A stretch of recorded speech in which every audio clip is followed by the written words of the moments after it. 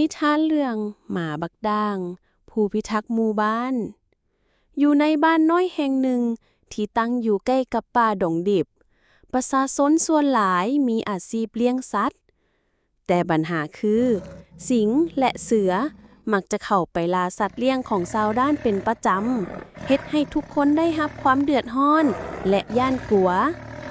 แต่แปลกทีช่วงหลังมานี่สิงห์และเสือกับบ่คอยเข้ามาในบ้านอีกชาวบ้านต่างก็พากันแปลกใจแต่ก็บ่มีไผฮู้ว่าเป็นย้อนหยังพวกเขาบ่ฮู้เลยว่าผู้ที่ปกป้องบ้านของพวกเขาแม่นหมาตัวหนึ่งที่มีชื่อว่าบักด่างบักด่างเป็นหมาลายด่างที่บ่มีเจ้าของมันมักจะเลาะเลียบอยู่ตามแคมป์บ้านทุกๆคืนเมื่อสิงห์และเสือ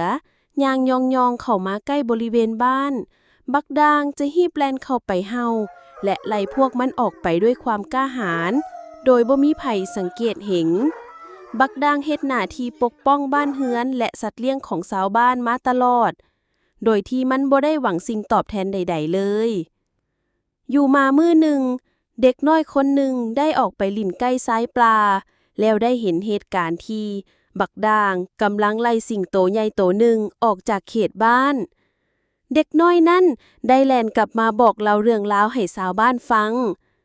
ทำอิฐบ่มีไผเชื่อเรื่องราวของเด็กน้อยเลยแต่ย้อนการรบกวนของสัตว์ป่าได้ลดลงอย่างเห็นได้ชัดจึงเฮ็ดให้ชาวบ้านเกิดความสงสัยจากนั้นชาวบ้านจึงได้ตัดสินใจพากันไปเฝ้าเบิ่งในตอนกลางคืนแล้วพวกเขาก็ได้เห็นกับตาว่าบักด่างหมาลายด่างที่พวกเขาเคยเห็นอยู่ทั่วไปมันแม่นผู้ที่กล้าหาญและคอยปกป้องบ้านของพวกเขาจากภัยอันตรายของสิงห์และเสือมาตลอดนับตั้งแต่มื้อนั้นเป็นต้นมาชาวบ้านก็ได้พากันฮู้บุญคุณบักด่างพวกเขาได้ปลุกเฮือนน้อยๆให้มันอยู่หาอาหารการกินที่ดีให้และบักด่างก็ได้กลายเป็นส่วนหนึ่งที่สำคัญของชุมชนมันได้สืบต่อเฮ็ดหน้าที่ผู้พิทักษ์บ้านด้วยความจงรักภักดีตลอดไปนิทานเรื่องหมาบักด่างผู้พิทักษ์หมู่บ้านนี้สอนให้เฮาฮู้ว่าคุณค่าบ่ได้เบิ่งจากรูปลักษณะภายนอกการเฮ็ดความดีโดยบ่หวังผลตอบแทนการสังเกตและเชื่อในสิ่งที่เห็นการฮู้คุณค่าและตอบแทนบุญคุณวิรบุรุษสามารถมาในรูปแบบใดก็ได้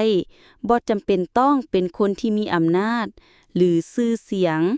แต่อาจจะเป็นไผก็ได้ที่เฮ็ดสิ่งดีๆเพื่อส่วนรวมถึงแม้นจะบ่มีไผฮู้ก็ตาม